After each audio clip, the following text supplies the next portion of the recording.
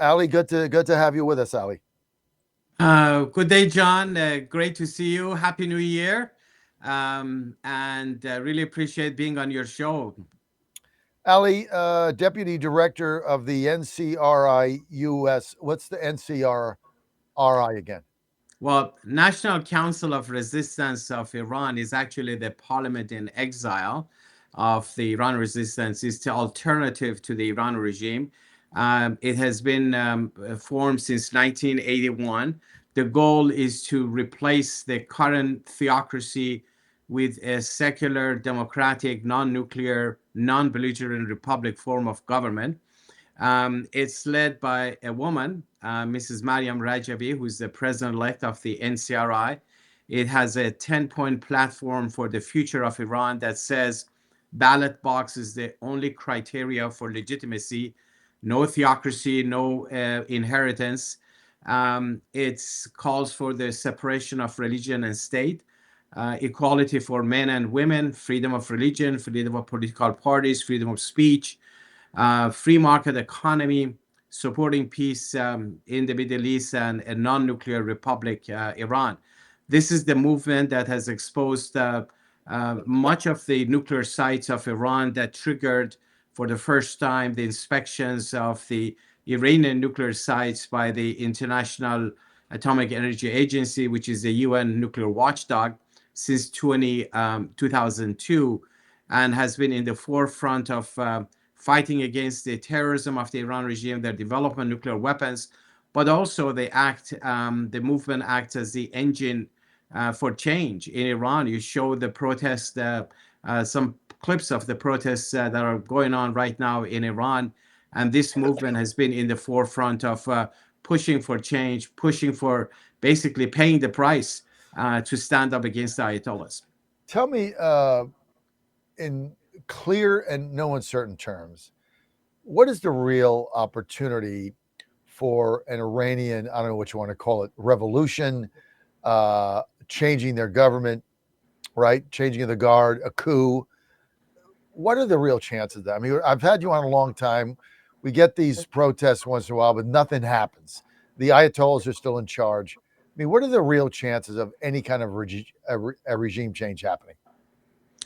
Well, changing a repressive government that stays in power through killings inside Iran and terrorism and development nuclear weapons outside of Iran, it's not an easy task. It requires a lot of efforts, but most importantly, it requires paying the price on the ground by those who have been fighting, but also a good understanding of the outside world, what this regime is all about.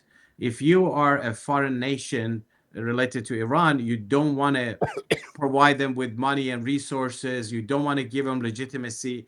You don't want to allow them to continue their survival. Unfortunately, this is what has happened over the past few decades. John, in 2002, when we first exposed the nuclear site in Natanz, the uranium enrichment facility, that was an opportunity for the outside world to focus on the nuclear weapons program and end it. It was in the early stages of that program. Instead, Europe rushed to give all the money and resources, negotiating with them, getting them off the hook. Various administrations here in the United States were always looking for so-called moderates within the regime, looking for a cleric, a leader in the regime to negotiate with them and talk with them.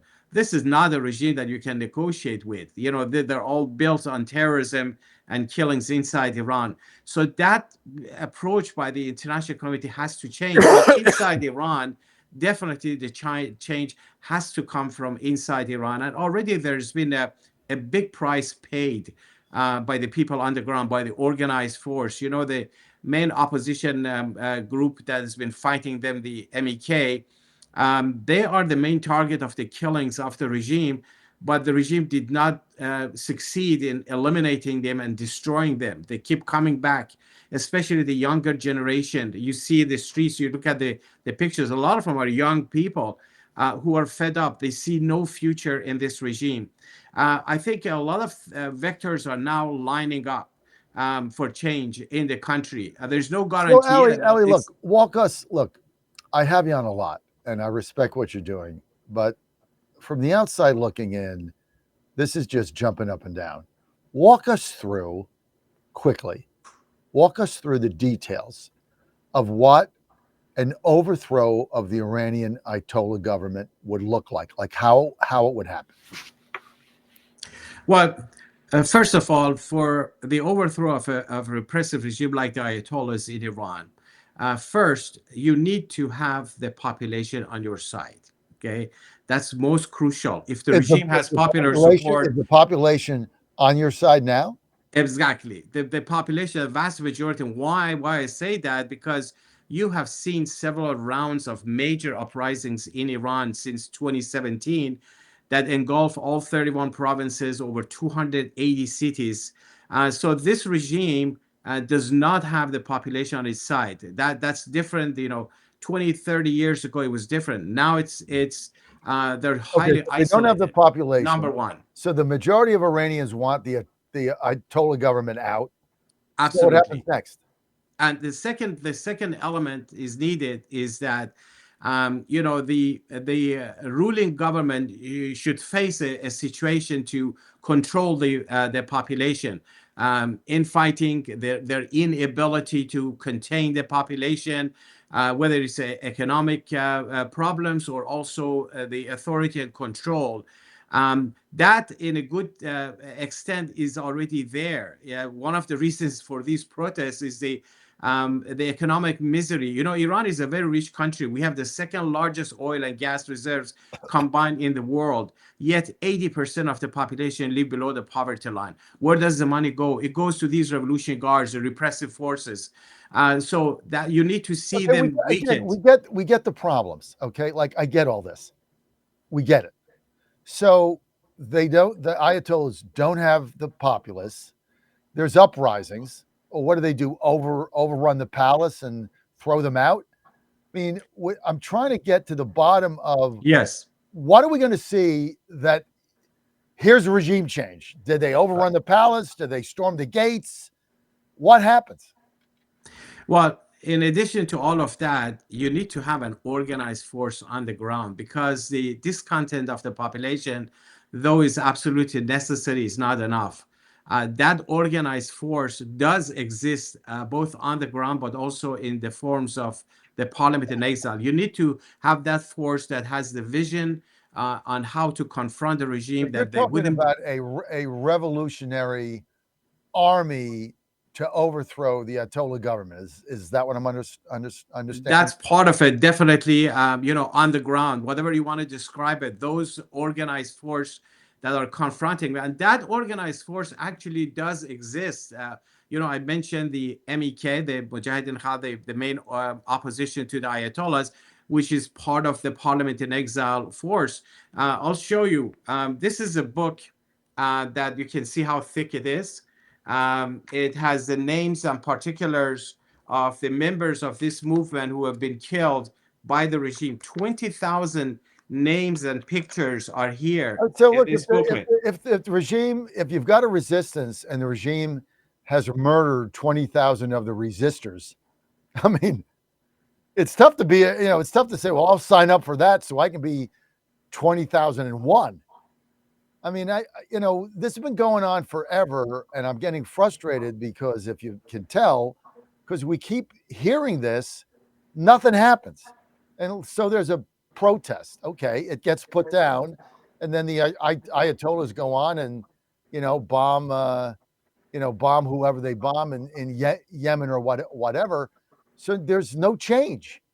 I'm just not sure, as you're talking to the American public, what is it that you want us to do when we know at the end of the day, if there's a resistance, it'll be put down. They'll all be shot. So this thing just goes on in No, perpetuity. no, it will never go on like this. The revolutions happen when people least expect it, but the foundation is already there. Look at Syria. Who thought Assad in Yeah, Syria, but there which was a had the war going on there. There was a decade-long war where you had resistance fighters, you had Iran, your former government was backing Assad, You had different players. You had Turkey in there. There was a war. Right. There's no war in Iran. There is a war of the Iran regime against the people of Iran and the organized resistance.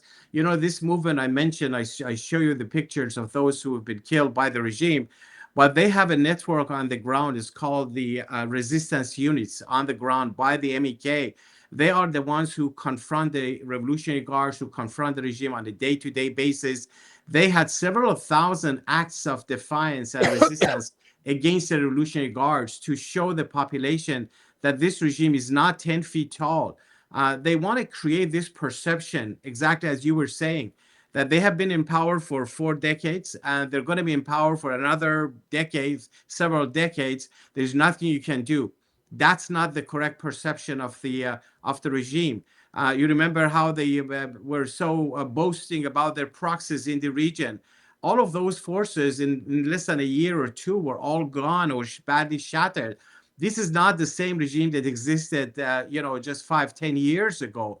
They're so desperate, they're so weak, and their time will come. But what's important is that for the important element is the alternative to this regime. One of the things that the regime successfully did for decades was that promoting this idea that there is no alternative. It's either the regime, you find a way of dealing with them, or else. That's not the case. There is a powerful, organized force on the ground fighting the regime. There is a parliament in exile, which has a clear platform. I mentioned the 10-point platform for the future of Iran. There's tremendous support outside and inside of the country. This is the movement that has delivered What's the next major step? All blows right, to the regime. we've been over this 100 times. What's the next step? I think the next step for the outside world, particularly, is to realize that now it's different than 5, 10 years ago. That this regime is not going to, is not a permanent feature. They're weak, they're vulnerable, they will go down. They lost a lot of their allies and their proxies in the region. And the reason they fire those missiles or develop nuclear weapons is not out of power, it's out of desperation. They don't have their population on their side. And what the outside will need to do, they need to side with the organized force on the ground. The NCRI has tremendous support on the Hill. For instance, the bipartisan support in the House, 227 members, Democrats and Yeah, well, obviously, Republicans. I mean, who in the House is going to back the Ayatollahs, right? Somebody's going to back them. I mean, they're They evil won't they people. won't back the Ayatollahs, but what they do and what the regime successfully did was that urging them to do nothing, saying just stay out there. There are some moderate forces within the regime that we can negotiate with them, and that guy is Yeah, you moderate. can't Let's sit negotiate with. down and negotiate. You You can't. don't You want to can't. go You that can't route. negotiate with murderers and all the proxies they have. You just can't. There is no negotiation. That's Exactly, why. and there's That's no why need, John. President Trump took out their nuclear facilities. Ali, I respect what you're doing. You can see I'm a skeptic. I just don't see it. I mean, No, it's they've been in good. It's power good to be they've been in skeptical, power for John. 5 decades. Since I've been on the air, 15-year period. You guys come on, you tell me there's upheaval, there's protests, and nothing ever happens. So, I mean, I'm just a skeptic. I don't see it happening in 26 either. But look, people want to follow you, get in touch with you. Where do they go? Well, you can see our social media handles at NCRI US.